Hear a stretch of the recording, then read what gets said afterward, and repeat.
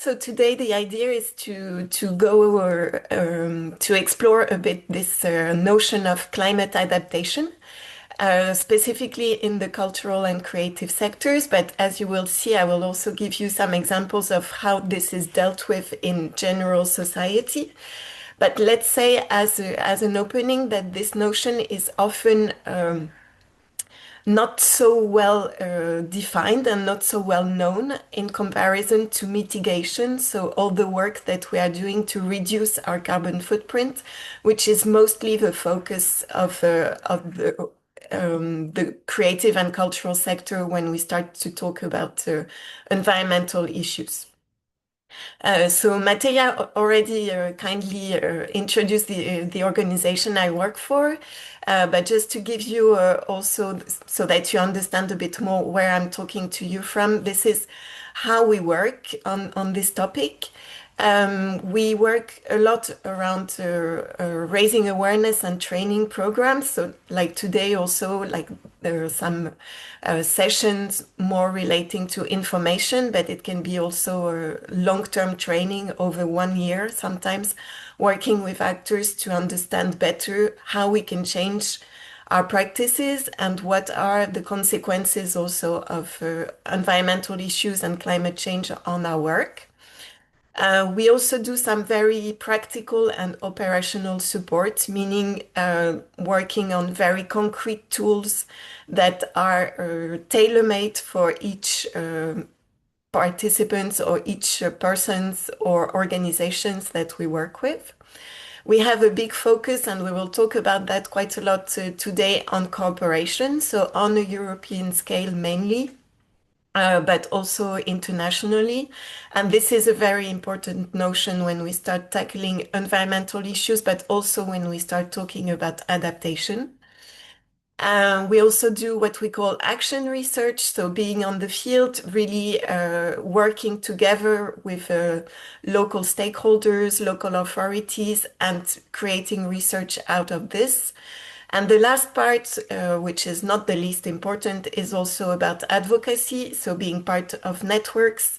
And we will also talk about this a bit later on to make sure that the decisions that are made are really adapted to the reality of actors and of different geographical or historical or geopolitical contexts and making sure that we don't increase already existing inequalities. And this is also a very important aspect of the work and of the approach we have to have when we start talking about climate adaptation. So as Mattia said, we are together for approximately 2 hours. So I divided the session in three big parts. So the first one will be a bit, you will hear me talking mostly, but really you are very welcome to interrupt me, to use the chat. If you have anything, you can raise your hand. Maybe if I don't see you, just you can also put your mic on and ask me. That's absolutely no problem. We're a small group, and the session is recorded, but it's whatever is said here is going to stay in the internal. So feel free also to share personal experiences. That's always very rich.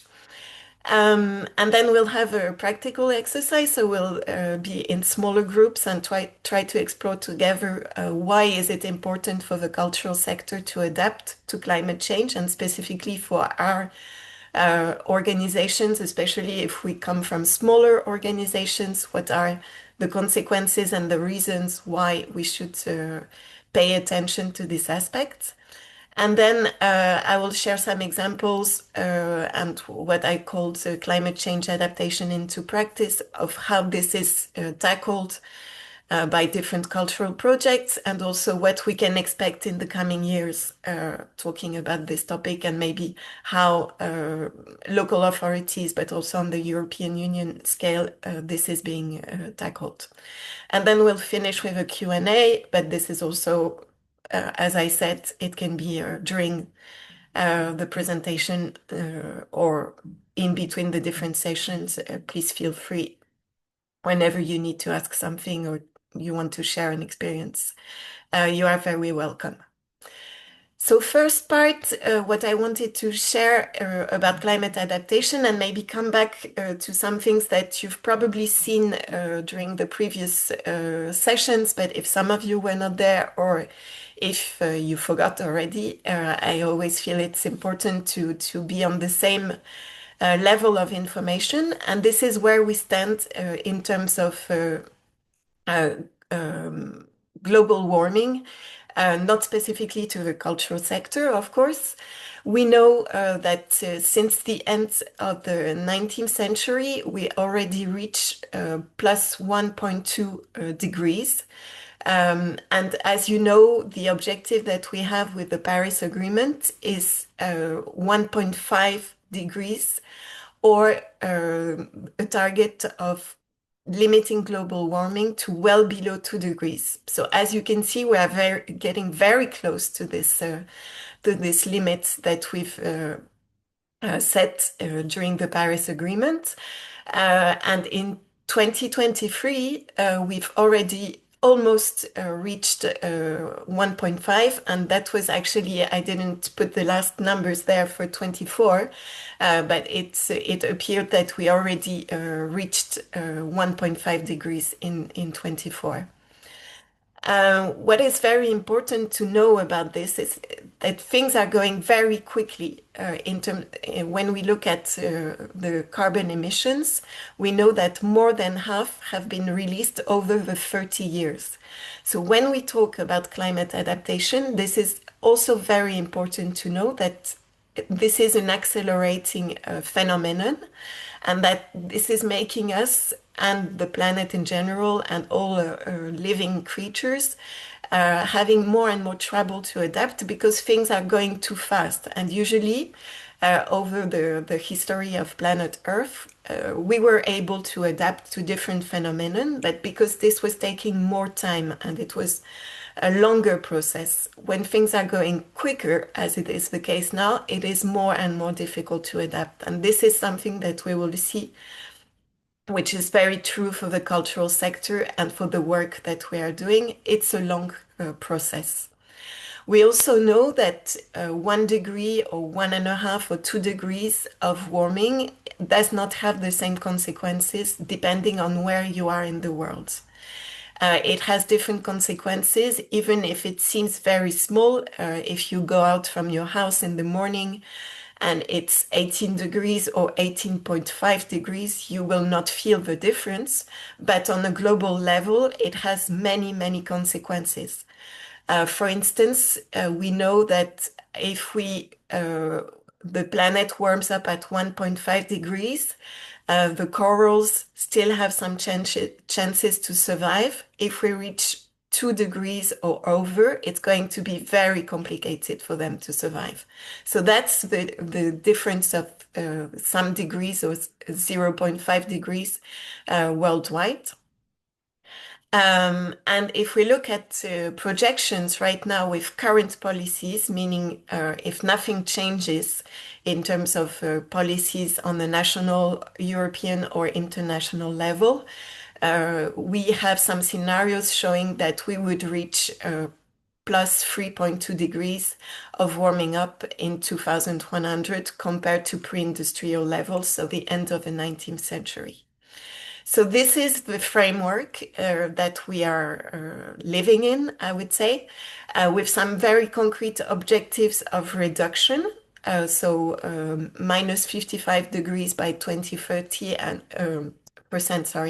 and minus 80% of reduction by 2050.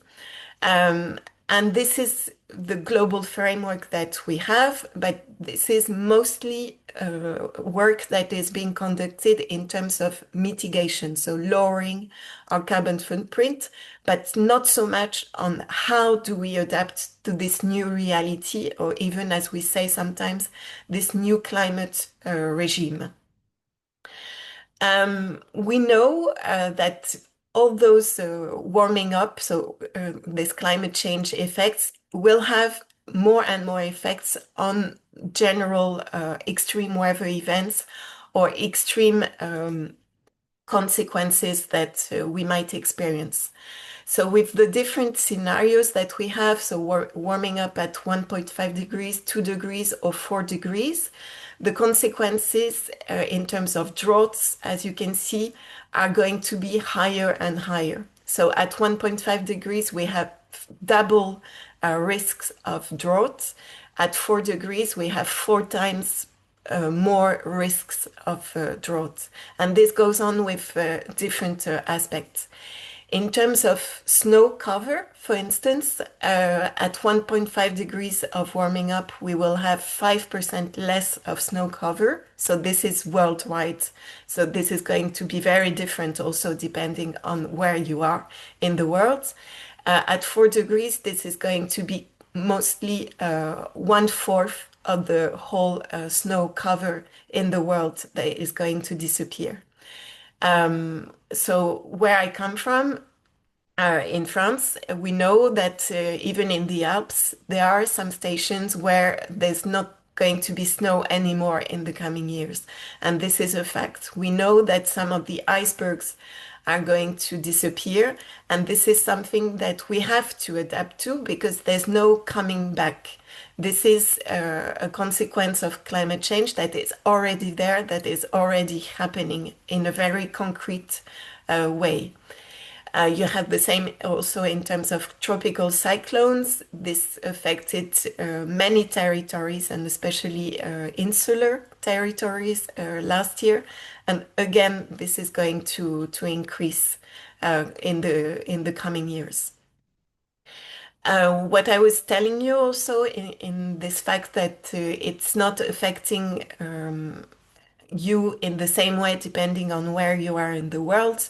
So you have different maps based also on the different IPCC scenarios. So as you can see, you have the globes, for instance, that are warming up twice as more as the rest of the world. And in Europe, until some years ago, we thought we were still quite preserved and we wouldn't feel the effects of climate change so intensely and as much as the rest of or some other territories. But in the last years, actually, we've seen that this is not exactly true and that Europe is actually warming up quite fast and having already to deal with different consequences that are very much happening there. So to help us think about those consequences and the risks that we face depending on the territories, there are different studies that are available out there. So I just gave you one example here in terms of human vulnerability to climate change as a key risk, and that again how it differs on a global scale. So I'm not going to go into details, of course, but you can look at the different risks that you face depending on where you are in the world. So in Europe, mostly it will be some risks concerning older people, and especially those with poor and social who have lower incomes and socially isolated with health issues, disabilities, limited access to support. This is one of the biggest risks for human vulnerability. But we also have concrete risks for indigenous people in the Arctics. As you know that, for instance, in Finland, you have indigenous population that is going to be very much affected by this also in Europe. You have also European territories on small islands in the Indian Ocean, for instance, that are facing different types of risks. And of course, also, you can see that in general, what we call the global south is being more affected when it's usually population and territories that are less responsible for climate change and that are already facing a lot of inequalities and different issues to access help, resources, support to face climate change. So very concretely, what does it mean also for the cultural sector? We see that mostly for open air events and for festivals, and especially in the music sector. You have one example, but probably more even in Slovenia. I took the example of Metal Days, where there were days of the festival that were cancelled because of extreme weather events, and it was not the only reason, but it led for the festival to disappear also. And this is a risk that is faced by different countries and territories, as you can see also in Australia, because this is a land where you have many risks and many experiences around the consequences of climate change in terms of droughts, also in terms of wildfires. So this has very concrete effects to the extent that even The Guardian was saying like climate crisis could kill of Australian music festivals, and this was from data coming from a report. So when I was talking about the difference between mitigation and adaptation, this is not always very clear, and this is also very much interlinked.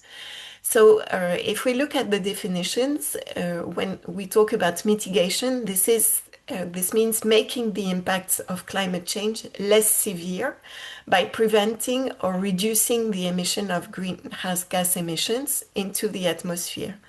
So to schematize a bit this is like working on the causes of climate change. What are the reasons why we have climate change?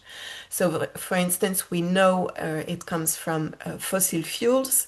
So reducing our use of fossil fuels is going to help working on the causes and on mitigation.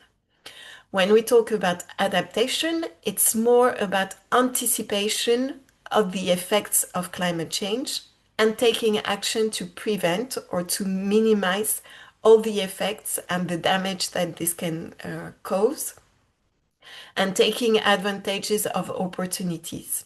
So this is very much working on the consequences of climate change. To take a different image, you can imagine like if you feel sick and you go to the doctor, they are going to give you medicine to treat the consequences of your illness. For instance, you are coughing, so you're going to get some syrup to cure the coughing and the effects, so the consequences. But maybe this comes from causes that you are not going to treat with the coughing syrup, but maybe because, let's say, you are a smoker and this is the reason. So you will have to work on the causes and not just on the consequences. Otherwise, this is going to happen again. So the best strategy is to find strategies, indeed, or actions or opportunities that can help you work both on causes and on consequences. So working both on mitigation and adaptation, because it doesn't mean that you have to work only on mitigation or only on adaptation. It's really important to work on both aspects. So this is what you might see on this drawing. Mitigation, so for instance, if you work on changing the way you are traveling to a cultural event or how your audience is going to come to your event, how you're going to feed your artist, if you are using renewable energy, etc. This is actions working on mitigation. If you start looking at, for instance, building flood barriers in your city, because you know your city is going to be affected by the rising of sea levels. If you are looking at more resilient agricultural species, This is working on adaptation. For the cultural sector, this can be lowering the temperature in the theater where you are going to host your audience. It can be changing the time of your shows because if you do it at 4 o'clock in the afternoon, it's too hot. So this is a risk for your audience, but it's also a risk for your team. How can your technicians, for instance, work properly during when it's 45 degrees in the afternoon? So maybe you can change the time, or you can even change the season and stop having events during the summer, but having them more in spring or in uh, in autumn when the temperatures are not so high. These are examples of adaptation. But when it becomes interesting is when it is in this middle part and where it's going to have effect on both. So, for instance, if you increase green areas, trees, plants in urban context, it's going to have effects on mitigation because this is going to help capture carbon. For instance, it's going to help to have more wildlife. In terms of biodiversity, you will have more birds, more insects, etc. But it's also good in terms of adaptation because it's going to have effects on the warmth of the city, for instance. So when you have more shadow, it's going to be less hot. It's going to help to have better air in the city. So you see, this is something that is going to work on both mitigation and adaptation. It's the same with awareness raising. Whatever you might do in terms of training and awareness raising, this is going to have effects both on mitigation because you will empower people to take actions in terms of mitigation, to understand better what are the consequences, and to work on adaptation.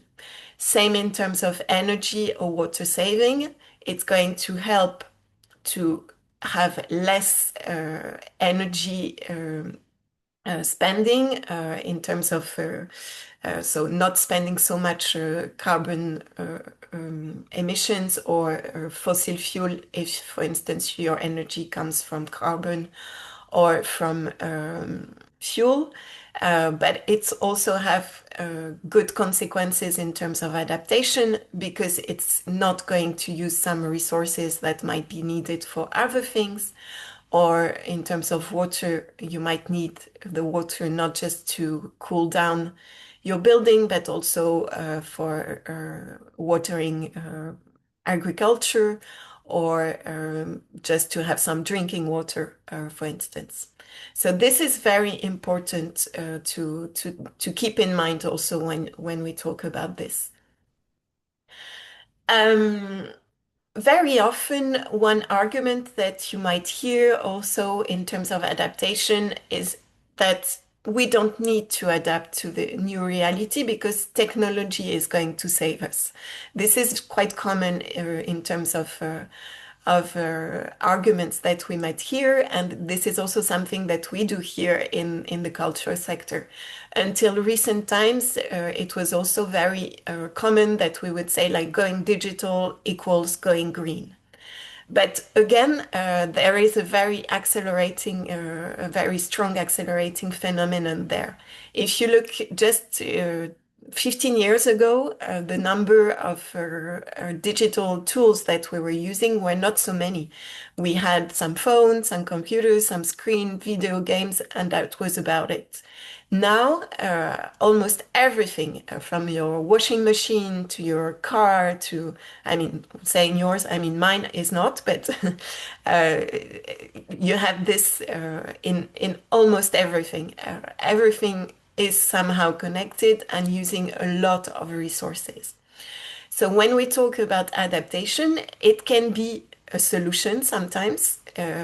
Going digital can be an adaptation or it can support adaptation measures, but it also have consequences and increasing also maybe causes of climate change, in terms of resources that we use, in terms of manufacturing, for instance. If we would like to adapt all our cars and keep the same number of cars that we have in the world and just turn them into electric cars, this would not work because we don't have enough resources to make all the batteries for electric cars, because these are using lithium. These are the same metal that we need for our phones, but it's also the same metals that you need for making MRI machines at the hospital. So if you need to have an MRI, this is also the kind of metal that you need. So at some point, we will need to make some choices. And this is also very important to anticipate and to think of, and not to rely just on one way of solving things, but really to take the whole range and the risks that we face in adopting also some measures. And what I showed you on the left, this is the current impact in terms of digital. Also, we say it represents more or less 3 times the impact of France, and this is increasing also very quickly. And some projections says that even in a few years, we might have the impact of digital equaling 5 to 6 times the size of France. So this is also very important when we think we might have some solutions. There might be also some hidden consequences sometimes. This is a quite strong and impactful extract that I found and that I like very much, that comes from the Great Imagining newspaper in 2023 by Rupert Reed.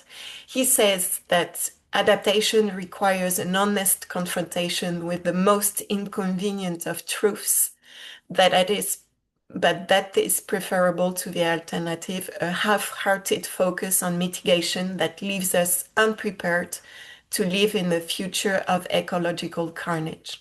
So this really emphasizes on the fact that concentrating only on mitigation and lowering our carbon footprint is not going to be enough, that climate change is already there, that the consequences are there, and that we need to adapt now, and we need to think about how we are going to adapt in the future. How are we going to adapt to increasing temperatures, to more and more extreme weather events, to all those consequences? And this is very important to do it as soon as possible and in a very systemic way. I like to take the example of COVID because I think this was very interesting also in terms of what it said for the cultural sector in terms of adaptation. So I'm really not saying that we should have predicted COVID, but I think it was an interesting lesson, and it really shows how in the cultural sector we are very good at somehow reacting to a situation. And the smaller our organization, I would say, we are very flexible. We can solve a problem when it shows. We are good because we are used to deal with all those small issues that appear during the production of an event and all of this, but we are not so good at preventing risks in advance. To just sit down and to think like, what would we do if this or this or this would happen? And these are 2 examples of how the creative and cultural sector adapted to the consequences of COVID. One was in Barcelona, this concert for green plants that was given by musicians, and another one was this model of the drive-in cinema for concerts, where you had people, just one person in the car, coming to see a concert. So you can see that, of course, these might have different consequences. If you think just about the aspect of adaptation, it was a way to experience culture, but in terms of consequences It was very a concrete way, let's say, in terms of causes of climate change. These different approaches might have different um, different effects in terms of carbon emission, and maybe even increase the causes of climate change. This is something that we see quite a lot. If I give you an example of the Avignon Festival happening in July in France, so the biggest performing arts event gathering thousands and thousands of people in Avignon in south of France, where the weather is usually very hot, uh, around 40 degrees for sure, where we even had some fires some years ago. So the solution that we have to adapt to this reality and increasing heat is to have AC in all the theaters. So you go and see a show and you are in a cooler atmosphere, and this is allowing you to see the show in better conditions than if it was 42 degrees or 45. And it allows, of course, the actors and the artists to work, also the technicians to work in better conditions. But some studies showed that there are so many ACs in Avignon that it actually increased the outside temperature by 1 degree more. So let's say that the outside temperature would be normally 43 degrees, but because of all the ACs that, are blowing all those hot air outside, it increased the temperature, the outside temperature up to 44 degrees. And this is something that we call maladaptation. So, let's say the contrary of adaptation, that the goal would be that you have some strategies that are going to make you feel better and adapt better to the consequences. But those strategies that you put in place can have also unwanted consequences on the causes of climate change. And this is one example. You might have this example from different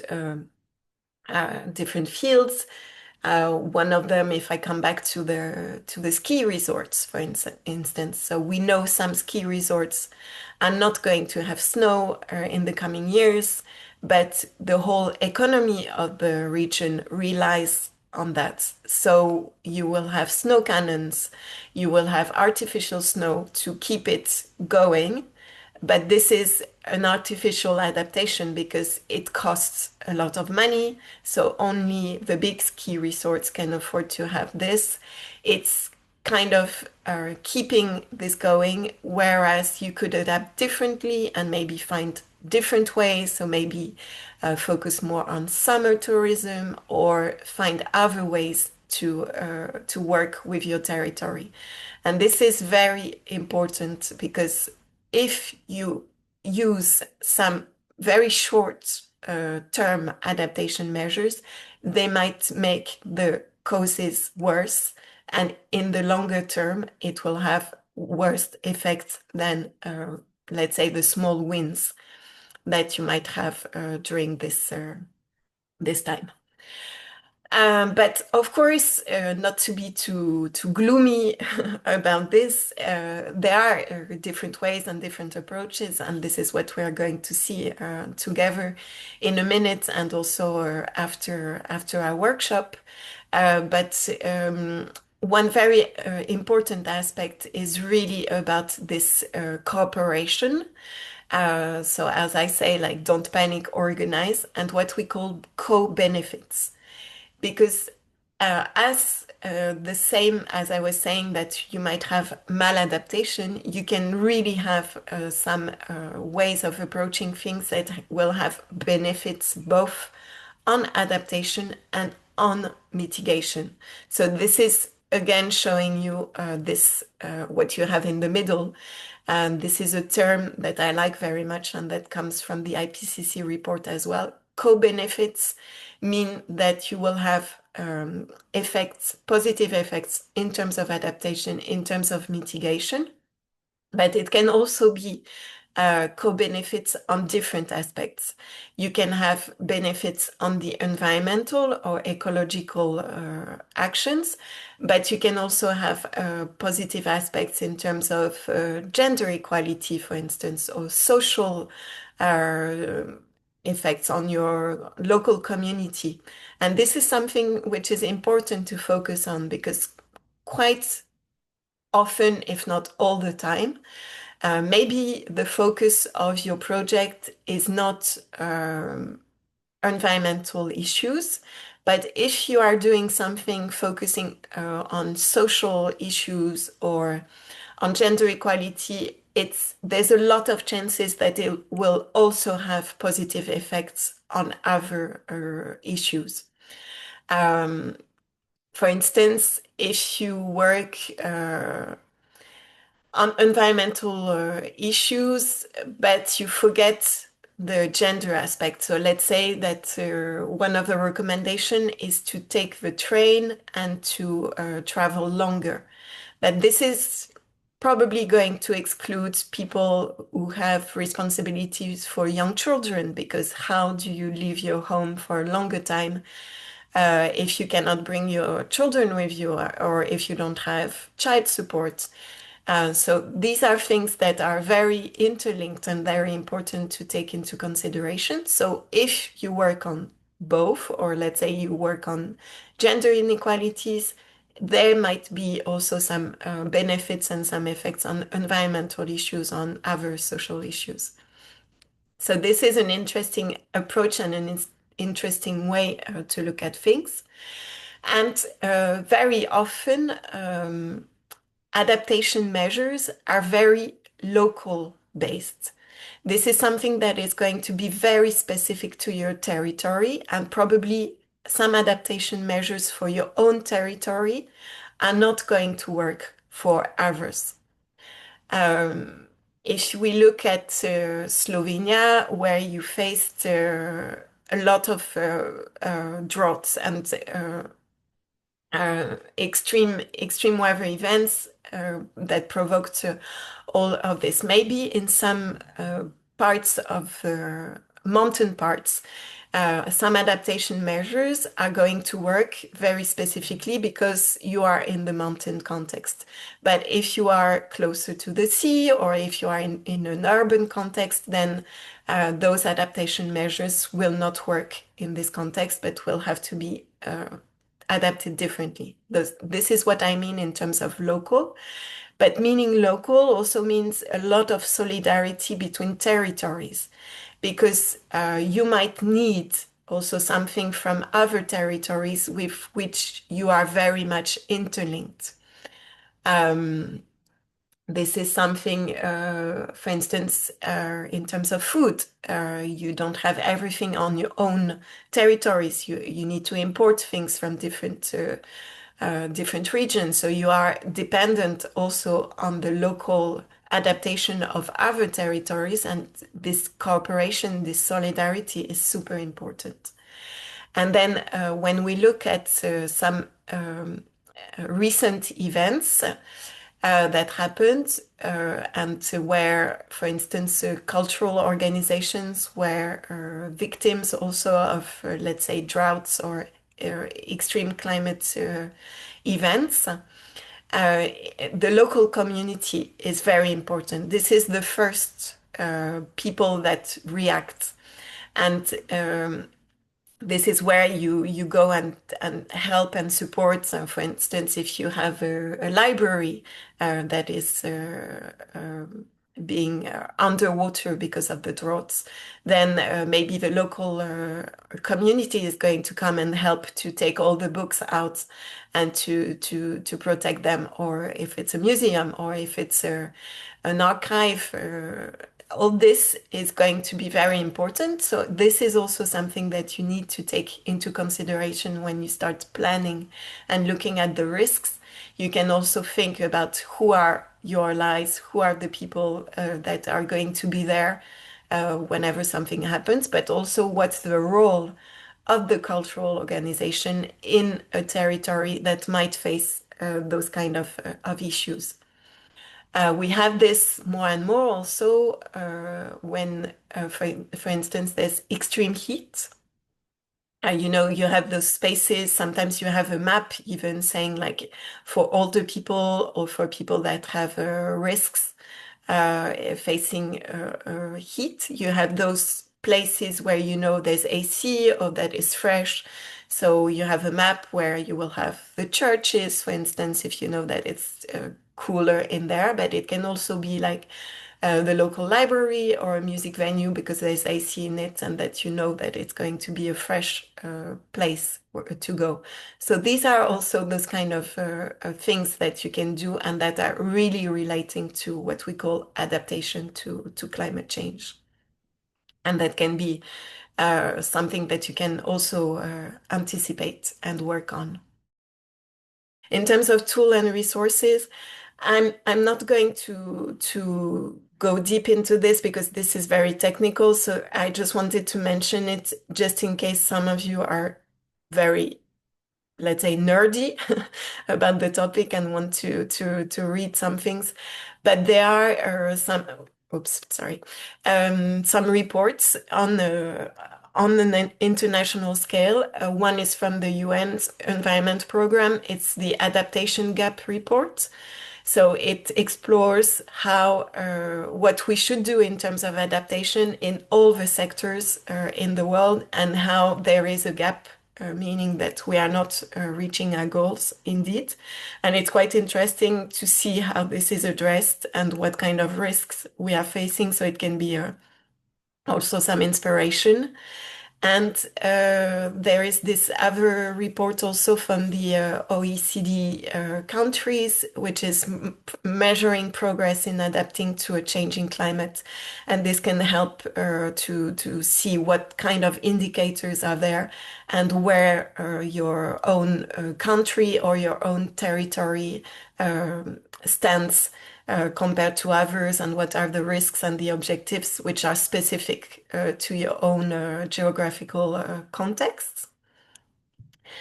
And other resources, one that I like very much, and you had the workshop with them for the ones of you that were there, they used to be called Creative Carbon Scotland, and now it's Culture for Climate Scotland. They did this European project called Cultural Adaptations, and you have a toolkit which is very interesting. So how can creative practice transform our approach to adaptation? And one calling Adapting Our Culture. And one very interesting project that they had was that they were working with artists and cultural professionals that were embedded, so somehow having a residency within the local authorities and working together on the climate adaptation plan and mitigation plan of the city or of the region and integrating the artists in the reflection for this. And this is super interesting, in my opinion, in terms of collaboration, how we can collaborate artists, local authorities, but also with scientists. And this can be something. So the toolkit is also about how this project was created and how this can be implemented. And the other example I have is quite recent. This is a German initiative. My German is really bad, so I'm not going to read this, but here is different organizations in Germany that are working together as a network and specifically working on climate adaptation. So as you said, because many of those, well, it's quite a big organization. Huh? It's like theaters, um, library. So it's quite, it's not small organizations, but still for them, working individually on climate adaptation might not be so effective. So now they are working together to have a general plan for them to address from different parts of Germany. So this is also something that can be of an inspiration for that. I'm not going to get too much into this one, but this what's also for me echoing some of the things that you were saying that it's about transformational adaptation. Also, it's not just about some small things that we might be able to do at our level, but we are not so good in lobbying. We are not able to do things on our own. So this is why it really takes what we call transformational adaptation, meaning a deep systemic change that addresses root causes of vulnerability. So we know that the cultural sector is already facing many other issues. So if we don't address also other roots like the financial ones, the exposure of the cultural sector, it's going to be very difficult still to support the sector and to work individually on adaptation. So this is really where we aim at going, and this is where all this advocacy and lobbying part is so important, and working together in terms of collaboration, in terms of networks, is also very, very important to take into consideration. And this has to be, of course, articulated with policy levers. So again, on a global scale, we have the Paris Agreement, which are not only about mitigation, but there's also global goal on adaptation that have been set in 2015. And this is declined in different countries on a national level. So more and more countries, I didn't check, but I would suppose that Slovenia and Italy for sure have what we call national adaptation plans. And this is very specific to the country. So every priorities is going to be based on the realities of the countries. I gave you some examples, like Kenya. They work very much on linking economical growth with resilient ecosystems and sustainable livelihoods. For Burkina Faso, it's goals to secure sustainable food security and preserve water. So these are some examples of how those co-benefits also are interlinked.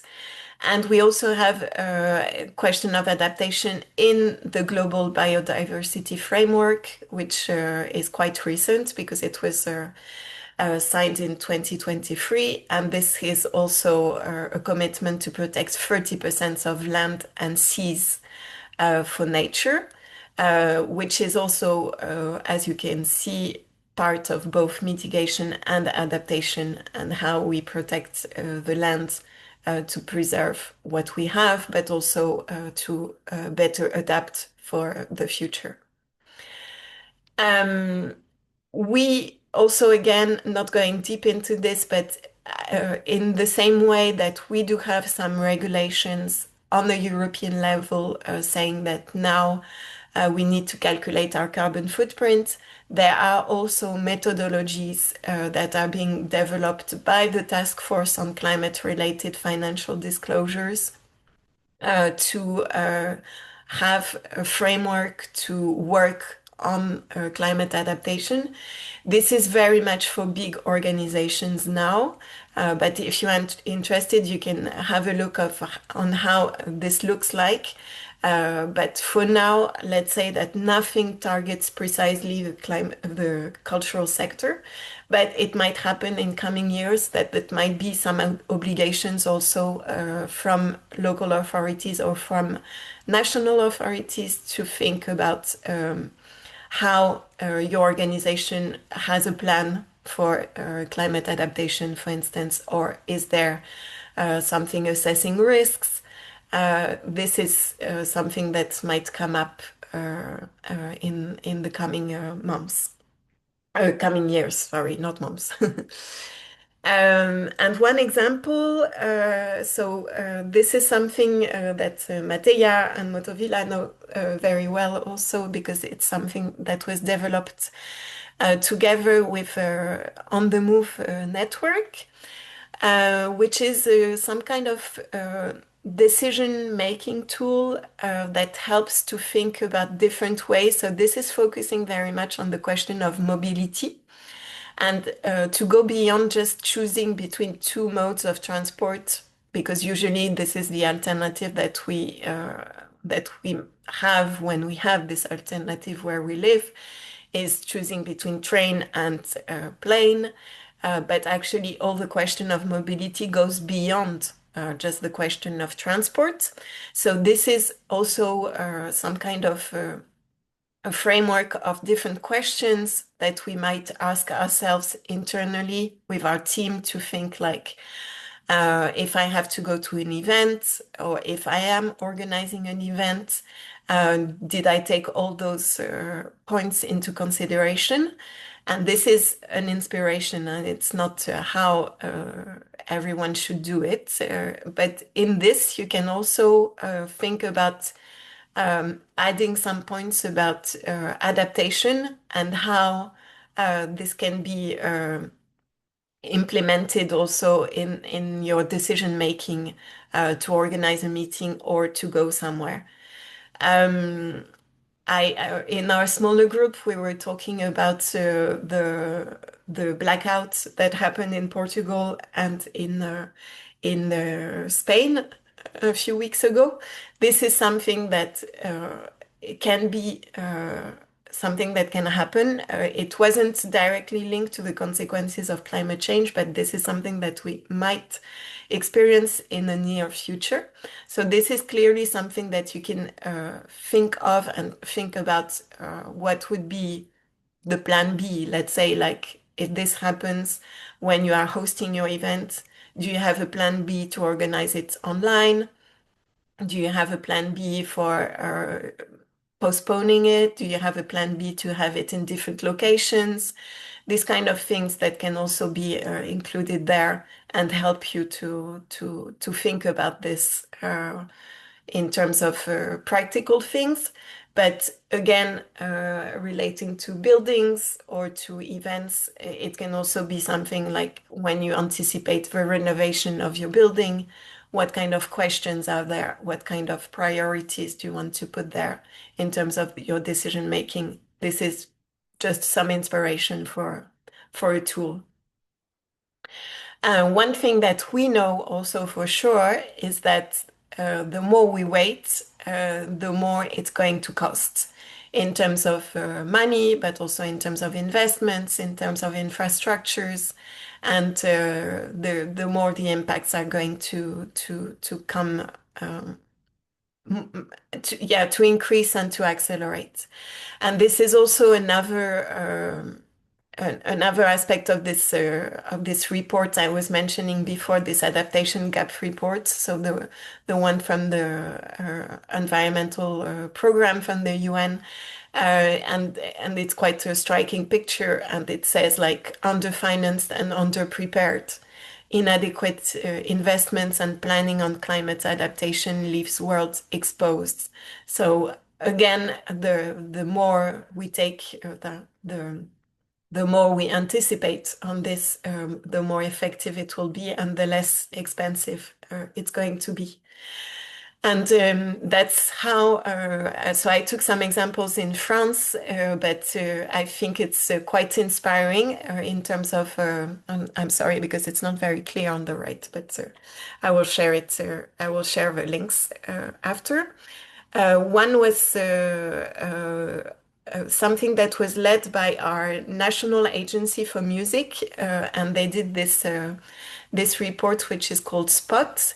This is available in English as well, and they took 4 different scenarios to project how the music industry could look like in 2050. So you have this report, but it's also something that you can use and work together within your team or with your partners, or as something like very prospective. So it's not about thinking on how your event is right now, but really to project, like, let's say 2050, it's not, well, 25 years, but still it goes quite fast. So what's the how would you imagine your event to take place? What is going to be the way people are going to come to your event? And you have four different scientific scenarios. So one of them, for instance, is like we rely on technology, like everything, the world is really run by technology and everything is around that. So you have a lot of uh, um, immersive experience with immersive Googles. You have everything happening on Zoom. You have all of this, or you have the total opposite scenario, which is you cannot travel anymore. The governments took very strong decisions that people have to respect the objectives, and they have a quota of 2 tons of CO2 per person. So how do you organize your event like this? And it helps to see different scenarios and to think about this in 2050. But you can also say, like, I project myself in 5 years, in 10 years.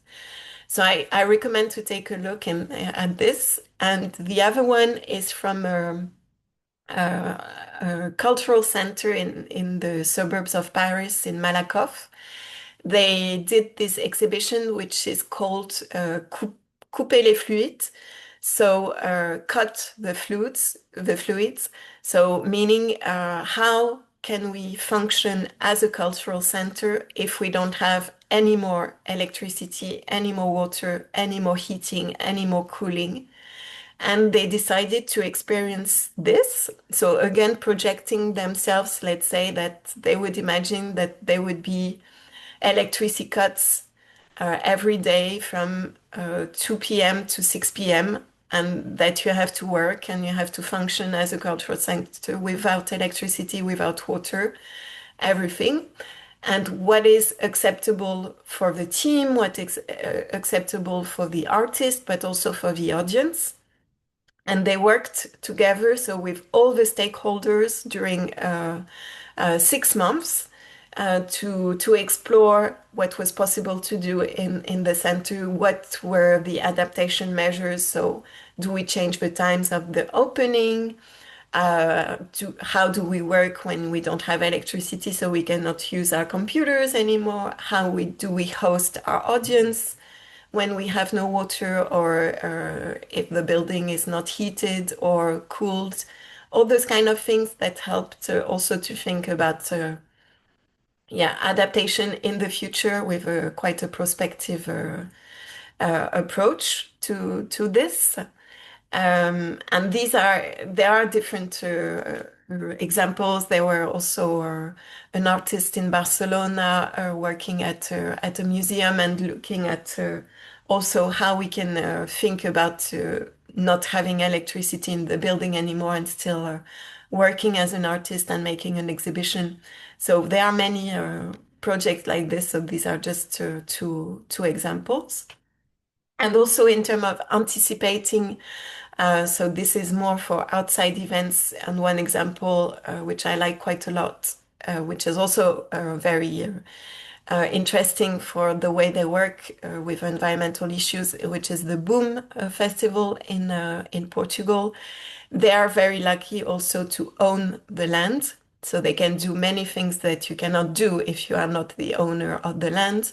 But one thing they did, because it's a very dry region that was facing many wildfires not so long ago still, they did this system where they recycle uh, all the gray waters, so mostly the water that is used by the audience at the campsite, but also all the food stalls.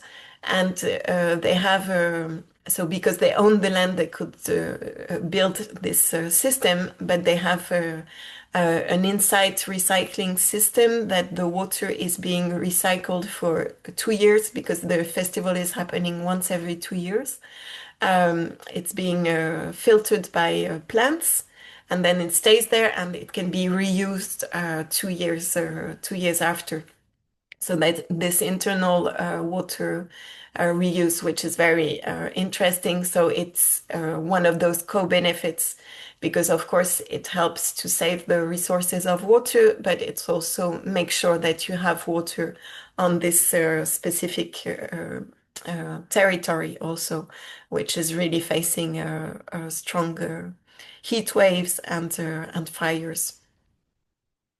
And you have many other examples also in Europe where I live. So I live in the north west of France by the sea, and we are one of the regions where the sea rise level is going to be the highest, with very strong risks of many parts of the land disappearing underwater, but also a lot of the local heritage. So we have a lot of heritage from the Second World War, which were built, of course, close to the sea. But we have, like what I put you on the picture on the left, is an old castle in a small village, and you can see that the sea is quite close, but it's a region where you have very strong tides.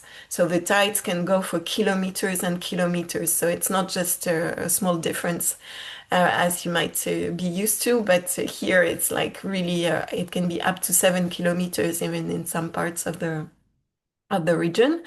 And we know that this castle is going to be underwater in let's say 30, 40 years max. So the local authorities, the region decided that they will stop paying for the renovation of the castle because somehow it would be like almost throwing money at the sea because renovating it for the coming 20 years, 30 years, but then after it's going to disappear on the water anyway. And when they announced this decision, the local inhabitants were really mad and saying like, no, we cannot accept that. It's not possible. The castle is really the identity of the village. We are super attached to it. There is a festival happening there in the summer. This is not possible. So what the authorities did was to bring artists to the village and to prepare some work in terms of conversation with the audience to think about what could be the future of the village if the castle wasn't there, and to try to do this awareness raising also, because people don't want to accept that the whole village actually is going to disappear under the sea. And this is something that cannot be changed because it's going fast. And even if you would put some what was done in Venice, for instance, to help like to stop the tides and to stop the high waters. This is such on a huge scale that it would cost too much money to save something which is unsavable somehow. So this is where the artistic practice and the local community was interesting in terms of working together. And in the end, the local inhabitants agreed that it didn't make sense to continue to pay for the renovation of the castle, and it was better to put the money in something else that would be more sustainable. So different examples. One other example there is actually on the right side down is a music venue, which is also on a very close to the sea, and that is going to have to move soon. So now they are working with architects also to think like how this can be moved, or can it be built differently, so on a higher level that it's not so much affected by the rising sea levels. And another example is this ecological calendars and climate adaptation project, which is a cooperation between artists, scientific and local communities and indigenous people. This is happening mostly in the US, but they also had some parts of the project in Africa and in Asia. And it's what they call, so those ecological calendars to help to sustain local communities facing increasing uncertainty due to global climate change. So working on indigenous knowledge, which is very often not, I mean, even not known or not uh, seen, rather seen in a negative way. But sometimes they are the ones that do know the land the better, how to protect the local ecosystem. So this was very interesting also to draw those calendars and those maps. I'm sorry, I'm losing my voice. So together with scientists, artists, and local communities to think about how those calendars would look like, how they can help to share this local knowledge, this local focus, and also have this global impact. And that's about it for me.